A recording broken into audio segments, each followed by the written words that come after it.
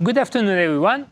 Welcome to this panel discussion about breaking barriers with AI, how startups can disrupt industry and drive innovation.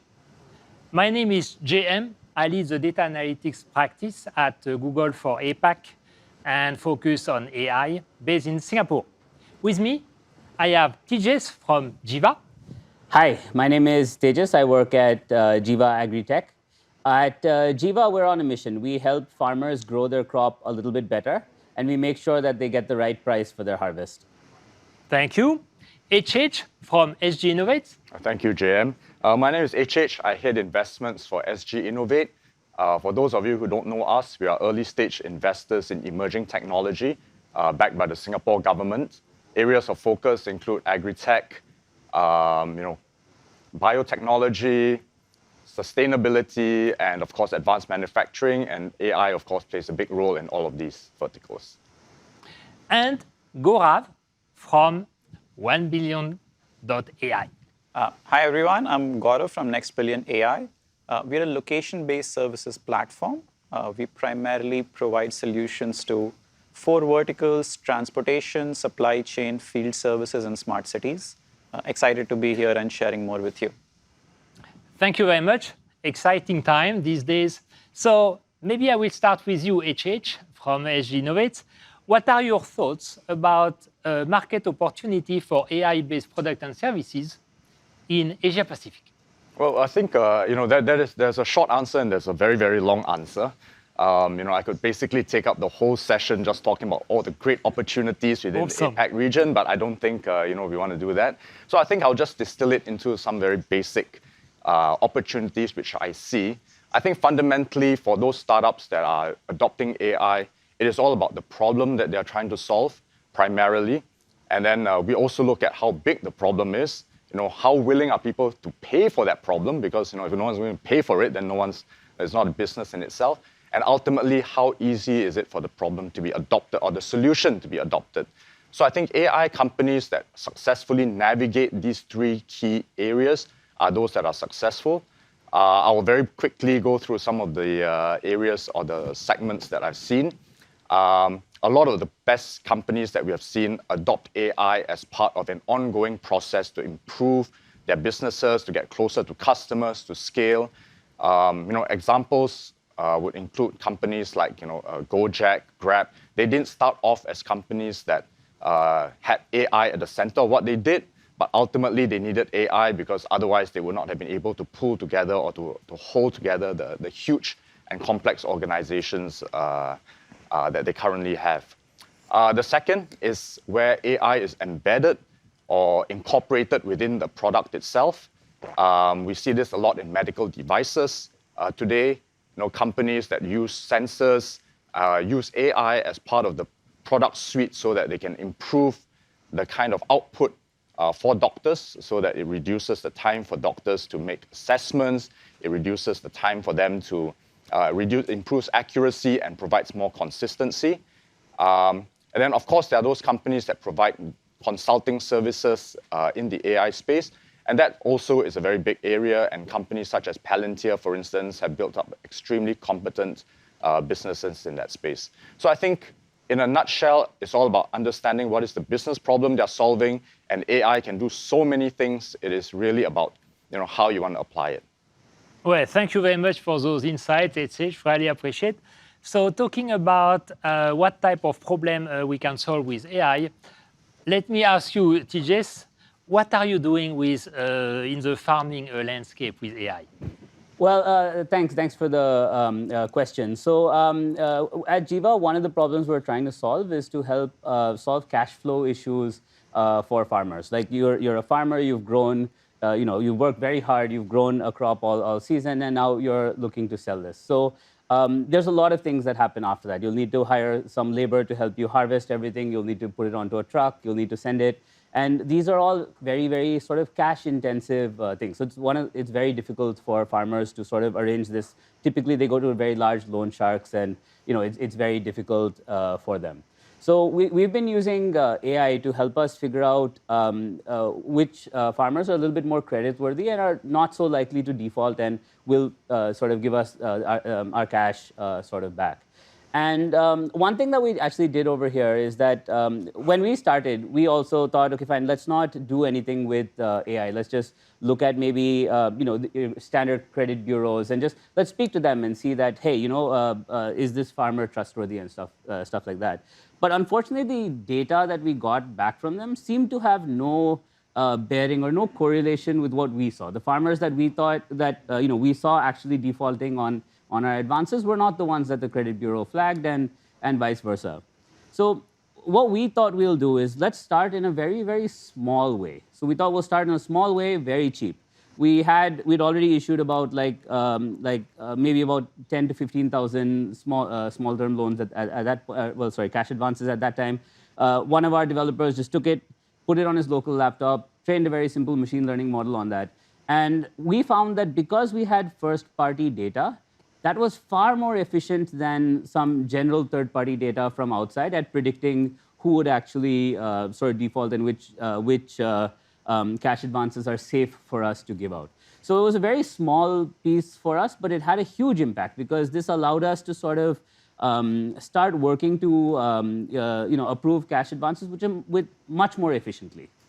Well, thank you very much for highlighting this innovation that really improves people's life. Let me turn to you, Gaurav. You mentioned you are doing some location services. Can you elaborate a little bit more? Absolutely. Yeah. So essentially, what the types of problems we solve is any business that's moving anything, be it people, goods, pizza, parcel, they fundamentally interact a lot with real-world locations. And there's more often than not, customer satisfaction is dependent on, hey, did my pizza arrive, in 20 minutes, or did it arrive in 40 minutes? Or Amazon told me my package will arrive tomorrow between 10 a.m. to 2 p.m., but actually did not, right? So it's customer satisfaction. HH mentioned about businesses like Grab and Gojek. They rely very heavily on location technology for their core business. So we provide a set of developer components to enable business to put any type of a complex solution together. One of the core differentiators of our platform, especially for larger organizations, is how we enable machine learning to be used seamlessly as part of our products. So, same thing, let's take an example of a Grab or a Gojek. They have a lot of data they've collected from their customers, from their drivers, maybe on things like, hey, where does this passenger like to get picked up? Or, hey, how much time does my motorbike driver in Indonesia actually take to go from central Jakarta to South Jakarta? So these are the types of things that we enable our customers to seamlessly do as part of our machine learning set of solutions. But yeah, so I definitely think that there's a lot of opportunity for machine learning capabilities, especially in the Asia region with all this diversity and whatnot. Very, very interesting. Thank you for sharing. Let me pick up on one thing that you just mentioned. You differentiate yourself compared to the other players. And maybe I will go back to you, Tejas. How do you differentiate yourself, given that the barrier to entry is getting lower and lower by the day? Well, I think there's a lot of hype around AI right now. I think almost every startup just thinks, okay, I'll take AI and I'll just throw it at the wall, and suddenly I'm worth $1 trillion. But I think that in this kind of hype cycle, it really just comes down to the fundamentals, right? At the end of the day, you need to make sure that you're asking yourself, what are the problems you're actually trying to solve? And I think the business that sort of executes and solves the right problem is the one that will sort of win. At the end of the day, AI is not an end to itself. We're not all here to make an AI happy. We are all here to use AI as a sort of tool to make end users sort of happy. And that's, I think, where your sort of differentiation from one sort of startup comes, which is that it's going to be the startup that figures out how to use AI to solve a real-world problem in a real-world way. And they're the ones who are going to become very big. Well, thank you very much. With those two examples in mind, HH, what would be the advice that you would give to new startup founder companies who are entering into the AI market and trying to implement something with AI? Wow, that is a good question because you framed it such that you're starting with the technology first versus the problem. I would say that there has to be some level of competitive advantage in a particular industry or in its approach to a particular problem. So in that respect, the AI alone, the models and the algorithms don't mean much without access to the right kind of data. So the data will sort of frame the context and the limitations of the outcome that you are seeking to achieve. So if I were a new startup today, I would try to identify a problem I would like to solve, and it may not be a very complex one. The foundations of Google, and if I may use the example, was in the search business, and it was a relatively basic kind of service. But ultimately, it built itself into the kind of organization that you have today, and it's impressive. But it didn't start off by saying we are doing AI or we're doing regression or we're doing some mathematical formulation and then we're just going to provide. And then the search is a by the way kind of thing. So I think it's about what kind of problem does the startup want to solve? And then how does AI actually enhance its ability to solve that problem and yet continue to build barriers to entry? And those barriers to entry could be in access to the right kinds of data, could be in the fact that they are the first movers and they can move very fast and scale very quickly. So I think that these are probably things that a startup today would need to consider. Start with the problem first and then see how you want to solve it. Yeah, well, maybe I can also add a couple of comments here. So yeah, I mean, just sort of adding on to what Tejas said and HH said, right? Which is, end of the day, it's about solving a relevant customer problem. And I feel the best way to differentiate is how close are you to the customer's problem? How well do you understand it? Going back to some of the things he mentioned, like how easy is it to integrate? How easy is it to adopt? How well does it solve the problem? So end of the day, that's what somebody's paying for. And how well you understand that, how easy it is to incorporate. End of the day, that's your differentiation. So that's what I would focus on as a business. That's what we try to do in our company, which is how well do our customers think we are solving their problems and how close are we to that? Alors, talking about solving customer problems, how did you get the idea of location is a thing? Okay, good question. So me and my co-founders, we used to work at Grab. And we were leading the location team here. We saw firsthand how important it was and how actually, going back to the sort of machine learning point, which is we had access to some data, given our local presence in the region, given all the business we were running. So we saw how much we could leverage all that data to build something that, enhanced customer satisfaction, enhanced business efficiency. And then, that experience of doing it at Grab made us feel that, there are probably many other companies in the world that have problems of a similar nature. So, adoption of all kinds of things like, smart supply chains and deliveries and AR, VR, autonomous vehicles and whatnot, made us feel that location is going to be a big thing in the future. So said, why not? Let's give it a shot. Well, it seems to be the reality. Congratulations for such success. Perhaps switching gear a little bit, going back to AI, so to speak, and maybe machine learning. Without AI and machine learning techniques, do you think you could have reached the level of sophistication that you currently have in your product? And maybe I will start with Tejas. I think it would have been very, very hard. I mean, like some of the things that we're doing, another product that we have is that farmers can take a picture of of a crop, and it'll sort of tell you that, hey, you know what, these are the diseases, and this is possibly the way to cure it.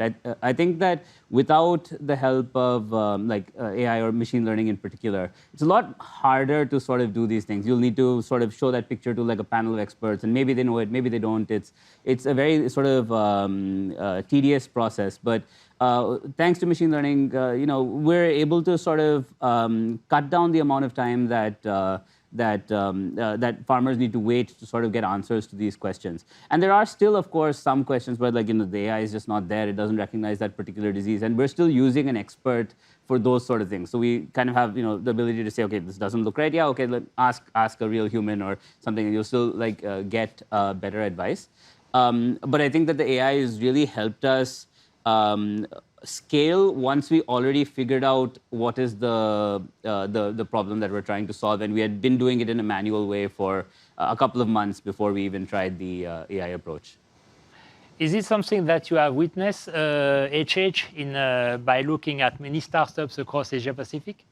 Yeah, I think for a lot of the startups that we have invested in, while I mentioned that AI is subordinate to a certain extent to the problem that the company wants to solve, the company itself wouldn't have been successful or wouldn't have been able to grow without the application, judicious application. There's sometimes the random application of technology, but the judicious application of certain modeling within either machine learning or computer vision or natural language processing. So I think that for these companies to grow, to scale, they would need to adopt some form of artificial intelligence. It is very, very challenging just to use RPT, the robotic process automation systems, and just hope to get the same level of competence and engagement with their customers or with the consumer. So I think that in terms of those companies that have been more successful within our portfolio, they have been able to apply AI very well. Those that have not been have either applied it wrongly or have focused too much on the technical aspect of it. They've loaded their companies with PhDs and everyone's writing lots of great papers, but there's been no application for that. Or companies that just said, AI is hype and we are not going to touch it, and those end up never actually scaling to the size that they potentially could have. Well, thank you for mentioning the hype. With generative AI, large language model, today the AI hype has never been so high. So here is a question. Do you think AI will be able to do our jobs? You want to start? I mean, there's an answer I would love to believe, but there's some sort of realities also. So, I mean, if you look at some data, I saw something, I think, a few weeks back, which said that over time, and this is not just now, but even if you chart out the last couple of decades, and you look at Fortune 500 companies, the number of employees that they need, that's been sort of dropping. So that's sort of more simple automation. AI is probably some of that on steroids. So I do think, at least the way I look at it is, it's hard to say that, hey, X job will be displaced. But what I do think is companies who use these tools effectively would be able to achieve a certain scale using fewer people than they would have otherwise. Does this mean many more valuable companies will be produced and sort of jobs are not replaced? Maybe yes, hard to say. But yeah, I mean, it's using sort of more advanced technology. It's definitely possible now to scale to a level with far fewer people. So in some ways, yes. But in some ways, yeah, I mean, if you use them effectively, you have the opportunity to grow much faster. So, in my opinion, if you look at especially large language models and stuff like that, it sort of responds like a median. If you ask your medical questions, maybe responding like a median doctor or like a median programmer for a programming for a programming question. And yes, I know that there are specialized AIs who maybe are a little bit better, and they're for example, maybe Stockfish for chess, or maybe you can even prompt engineer like a LLM to say answer like an expert, and maybe they get a little bit better. But by and large, AI sort of acts like a median programmer or like a median sort of doctor, right? So what I think is probably going to happen is that experts in their field, right, will use AI as a very efficient tool and start getting more and more experts. They will start becoming better doctors. They'll become better at whatever they do, and AI will be a tool that helps them sort of get rid of a lot of the things that they shouldn't be spending brain cycles on, and just and helps them generally getting better. And it's also very important that these experts continue to provide generate content and start writing content, start doing more things, because AI also needs expert content to train on, right? Otherwise, you're going to end up with a very the dry well situation where AI has nothing left to train on except for bad information from 10 years ago. So I think what's going to happen is that experts will start becoming more expert, and then people who are around the median, there will be some disruption in that sort of space. And I think that that's sort of the direction that we're headed in, with AI is becoming a little bit more general and a little bit more ubiquitous everywhere. Well, talking about experts and human in the loop, perhaps what the audience may think about is, can AI help solving the problem of a poor product market fit? Well, at least according to me, the answer is very clearly no. AI will help you maybe accelerate how badly you are not in a good product market fit. Your AI bill will go through the roof. You'll run out of money. You'll shut down your company. You'll do something else, and maybe you'll find product market fit somewhere else. So I don't know if that is a different way of looking at that, but no, AI will just it'll help you when you're close to a product market fit, but it will not help you go in the wrong direction, or you'll go in the wrong direction faster. Any insight? Yeah, no, I completely agree. I think end of the day, it's about understand the market, the customer, understanding how best can your solution solve their problem. Once you know that you're on the right track, probably it's you can use AI as an accelerator, where instead of going at 60 miles an hour, you can go at 100 miles an hour.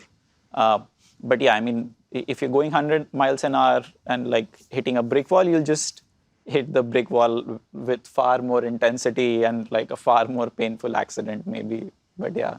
Yeah. I was trying to think of a scenario where AI could possibly improve a product market fit. I was struggling with it while you guys were talking.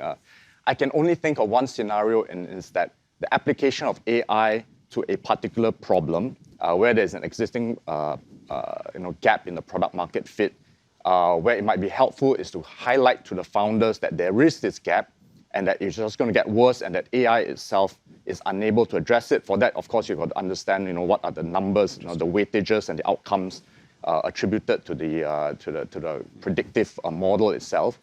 And then from there, help the founders to pivot to something different. I can only think of that being a scenario where AI might be able to help a company which has poor product market fit. So you're sort of saying for market research and stuff like that, or? Yeah, I suppose, let's say, for instance, you're going in this direction, and you see the most dangerous thing for a startup is not that to have no sales. If you have no sales, the product market fit is very clear. You don't have one. The problem is when you have a few customers and you think that you have product market fit, but the rest of the market doesn't think so. So if AI can show that, yes, you might have hit the few outliers, but the bulk of the market, which is on this curve, does not really buy into what you have, then that would be valuable in and of itself. But that's honestly the only way I can think of how this scenario can play out to the benefit. Yeah. Well, thank you very much for your input, for your insight on this very short session. Sorry we could go on for a few more days. I hope you liked it. Please don't hesitate to reach out to us, and we are happy to share more insights soon. Thank you very much. Have a great day. Thank you.